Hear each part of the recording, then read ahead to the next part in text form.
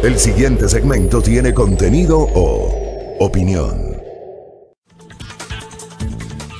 Muy bien, 6 de la mañana con 26 minutos. Gracias por la sintonía, gracias por los saludos, gracias por sintonizar este espacio, muy amables, muy gentiles. Como cada mañana estamos aquí al pie del micrófono para justamente dar cuenta de las principales noticias, generar nuestro comentario, que no es más que una opinión de quienes hacemos este programa de noticias, una opinión exclusiva de quienes justamente formamos parte de este espacio y que no es la verdad absoluta de ninguna manera, es simplemente una opinión. Ustedes pueden compartir, discrepar, cuestionar la opinión o las opiniones que nosotros tenemos, y eso es parte absolutamente legítima de lo que tiene que ver con la libertad de expresión. Algunos temas para comentar. Veo que ha sido viral una entrevista que el día de ayer tuvo CNN con el periodista Fernando del Rincón, con la ministra de Gobierno María Paula Romo, sobre la situación que está enfrentando la República. Aquí evidentemente, y esto lo comentamos al inicio de esta semana, hay algunas preguntas que no han merecido respuesta, y no han merecido respuesta evidentemente porque se ha pretendido no polemizar o no ir más allá respecto de los términos de la carta de renuncia de la ex ministra de Salud, Catarina Andramuño. El día lunes, a propósito de ese tema, como lo hice el lunes, lo hago hoy. Yo no creo que la doctora Andramuño haya hecho un trabajo destacado al frente del Ministerio de Salud. Yo creo que le quedó grande esta crisis. Me parece a mí que hubo decisiones inadecuadas, tardías, hubo omisiones por parte de la cartera que ella lideró hasta la semana anterior. Pero claro, hay algunas situaciones que quedan ahí en el aire. Ella se va, termina renunciando, haciendo graves denuncias, señalando que el gobierno no le ha entregado los recursos que ella había solicitado, cuando 2 días antes ella había dicho lo contrario. Si había sido así desde el primer momento, ¿por qué no lo denunció y por qué no renunció en ese momento? Yo ratifico esa postura que dije el día lunes, la ratifico el día de hoy. Si es que habían estas dificultades desde un primer momento, creo yo que lo normal era mostrar su inconformidad, renunciar e irse del gobierno.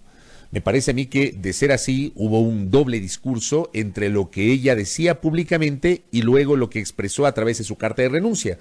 Pero vamos al fondo, y el fondo es que ella hace una denuncia en el sentido de que hay carencias económicas, que no se entregaron los recursos, que supuestamente el Ministerio de Salud únicamente estuvo trabajando con los recursos destinados para el presupuesto de este año, que no hubo recursos adicionales para enfrentar esta crisis, de cuya situación ya se conocía en diciembre.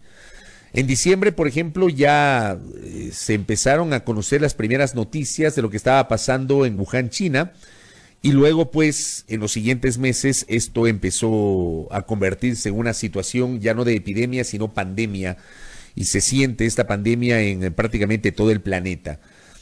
Si esto ya se conocía en diciembre, ¿qué pasó? ¿Por qué no hubo recursos adicionales? ¿Por qué no se tomaron los recaudos o las prevenciones del caso? ¿Es verdad o no que no hubo la asignación de recursos adicionales, como dice la ministra Andramuño, que solamente el ministerio estuvo trabajando o está trabajando con los recursos previstos en el presupuesto general del Estado vigente para este año? Hay otros 2 elementos que evidentemente prácticamente no se han comentado, no han merecido respuesta por parte de las autoridades del gobierno del presidente Moreno. El uno tiene que ver con que a ella no le hacían caso, que su postura, siendo la cabeza del sistema de salud pública, no era escuchada por parte de las autoridades, y que se le pretendieron imponer decisiones por parte de personas que no tienen nada que ver con los profesionales de la salud. O sea, son cosas que están allí, son cosas que quedan para la discusión, son cosas que no han sido lo suficientemente aclaradas por parte de las autoridades. Lamentablemente es así, forma parte del debate público. Al menos nos quedamos con esas dudas, y es la otra parte de la crisis que al momento enfrentamos los ecuatorianos.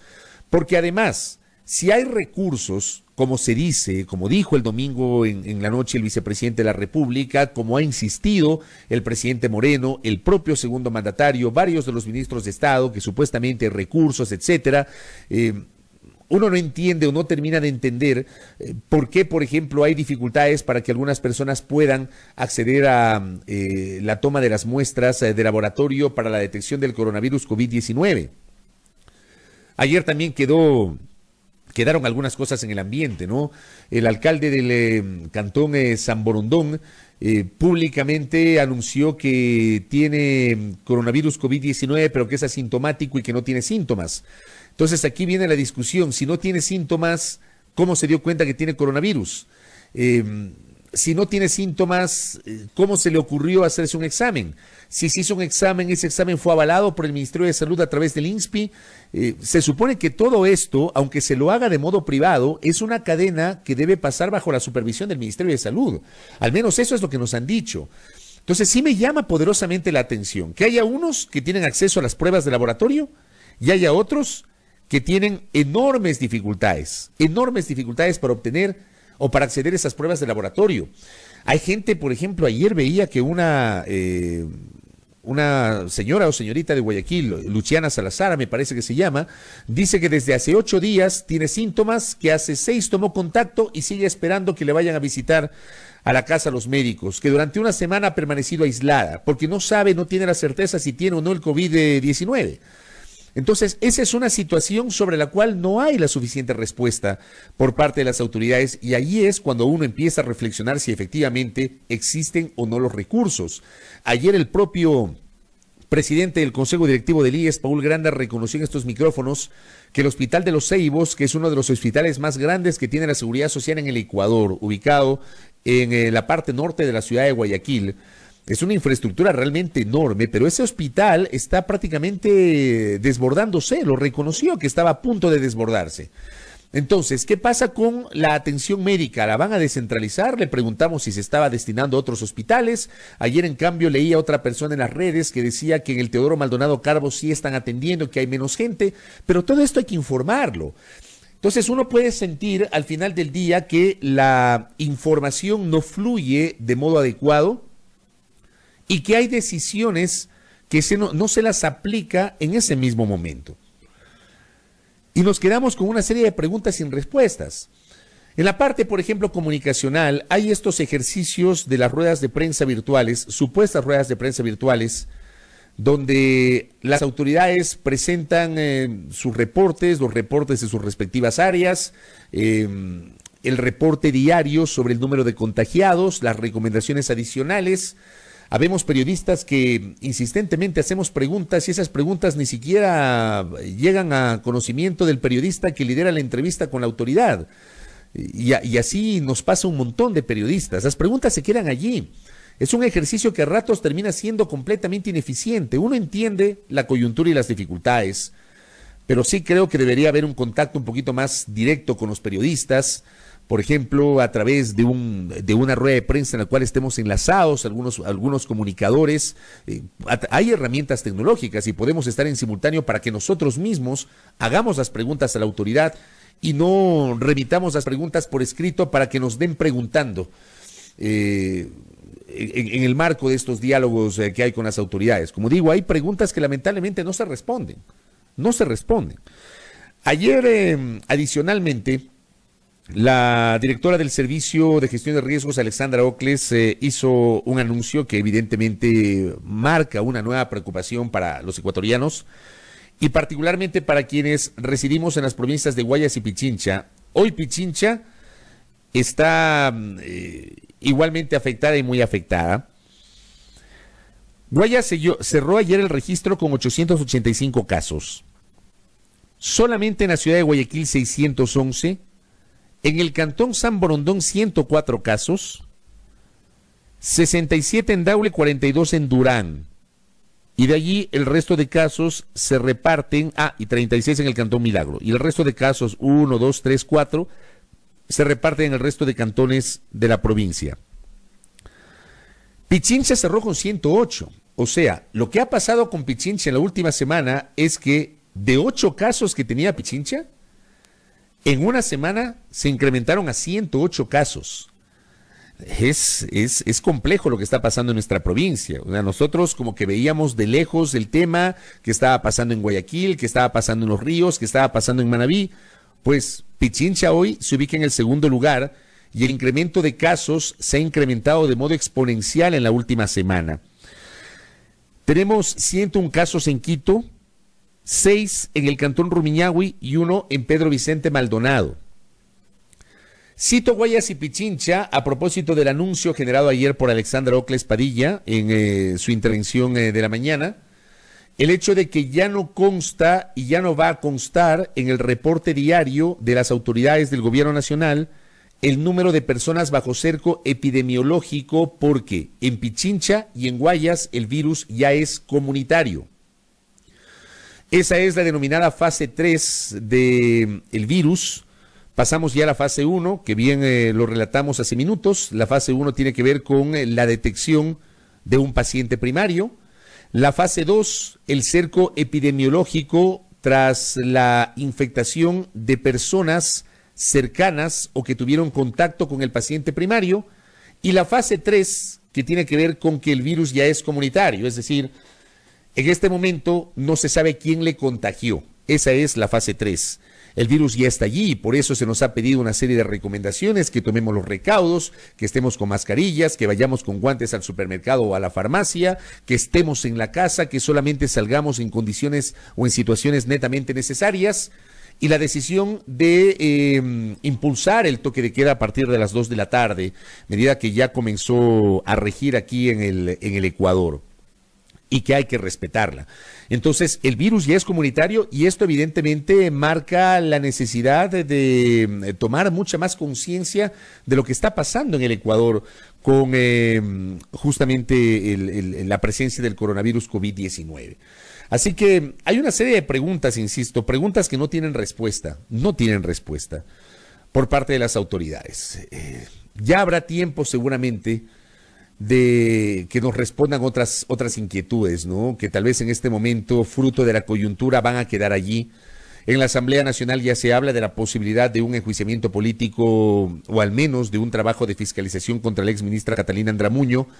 Creo, y eso le preguntamos ayer al señor presidente de la Asamblea Nacional, César Litardo, me parece a mí que la Asamblea no debe renunciar, más allá de la coyuntura que estamos viviendo, no debe renunciar a su rol de fiscalización y debe pedir información y respuestas contundentes del ministro de Economía y Finanzas, del ministro de Inclusión Económica y Social, del canciller de la República por la situación de los ecuatorianos residentes en el exterior que no pueden retornar al país, y del ministro de Salud actual, que claro, él probablemente va a generar alguna información de lo que acaba de recibir, porque el doctor Juan Carlos Ceballos tiene muy pocos días en el cargo, y la información la conocía con mayor suficiencia la propia Catalina Andramuño. Entonces, me parece a mí que la Asamblea tiene que generar un rol fiscalizador, y yo estoy totalmente de acuerdo con lo que dice Blanca Paucar acá. Tenemos derecho a estar informados con la verdad. Yo he dicho de forma recurrente, y créanme, todos los días recibo un montón de mensajes con denuncias de la gente, pero un montón.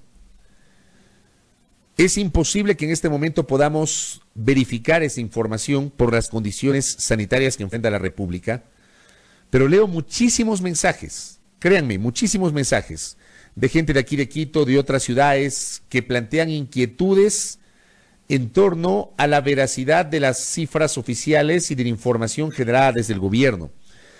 Pero en esta crisis debemos ajustarnos a la información oficial. Debemos tener una certeza de que esa información oficial es completa, apegada a la verdad, y por ahí viene la duda de mucha gente. Por eso tenemos derecho a conocer la verdad, y a conocer la verdad con suficiencia, con amplitud, que no se nos oculten las cosas. Ayer, por ejemplo, algunos colegas preguntaban, esa fue otra pregunta sin respuesta, si había algún tipo de subregistro, como se ha mencionado por ahí, algún tipo de subregistro de personas infectadas o de personas fallecidas. O sea, necesitamos saber eso, requerimos saber eso. El gobierno tiene la obligación en este momento de hablarle con la verdad al país. Y que no lleguemos a esa situación que bien anotaba el vicepresidente de la República el domingo en entrevista con Andrés Carrión en Teleamazonas, Que no lleguemos al momento que ha llegado Italia de elegir a quién es salvar y quién no. No solamente es responsabilidad de los ciudadanos, estimadas autoridades, es responsabilidad de ustedes. Respecto de la toma de sus decisiones, pero además la difusión en serio de la realidad de lo que está ocurriendo. Y no solamente termina siendo responsabilidad de las autoridades, sino responsabilidad de nosotros. Porque muchos, y siento que es así, no terminamos de entender que estamos viviendo una emergencia que no tiene precedentes en la historia del país, una emergencia mundial que probablemente solamente en las películas habíamos visto,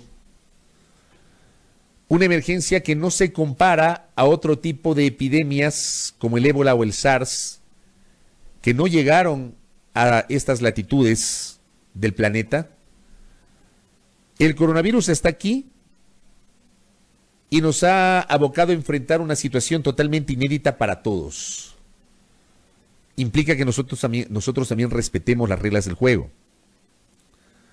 Ayer, por ejemplo, se mostraron imágenes de miembros de las Fuerzas Armadas que fueron casi sacados de un barrio popular en la ciudad de Esmeraldas.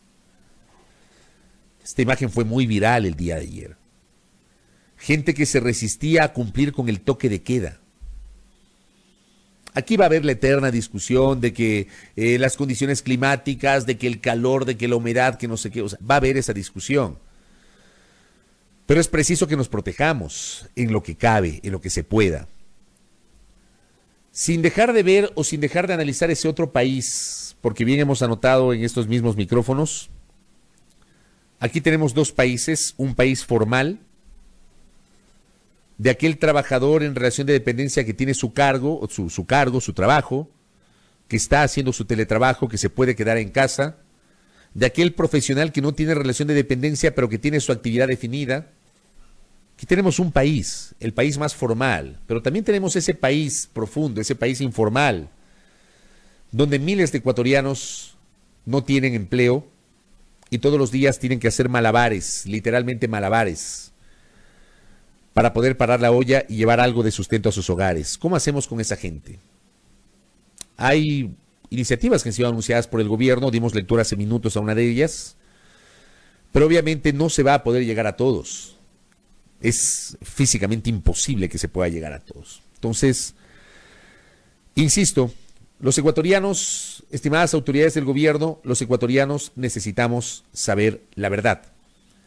Que no se oculte información, que se nos diga la verdad, para saber a qué atenernos y saber cómo enfrentar esta crisis. Si la información fluye a cuentagotas, si se oculta información, si no se responden las preguntas que se plantean, no vamos a garantizar que los ciudadanos puedan recibir esa información entendiendo que tenemos que concentrarnos y abocarnos a la información oficial, justamente por las características de esta emergencia. Ojalá se entienda lo que acabo de decir, ojalá se comprenda, ojalá se asimile que la crítica es absolutamente constructiva y que apunta a trasladar a las autoridades a través de esos micrófonos dudas que son absolutamente legítimas que tiene la población y que también tenemos nosotros, porque nosotros los periodistas también somos parte de la población y de la ciudadanía, también somos ciudadanos. Y así como les afecta a unos, nos afecta a nosotros lo que está pasando en la República.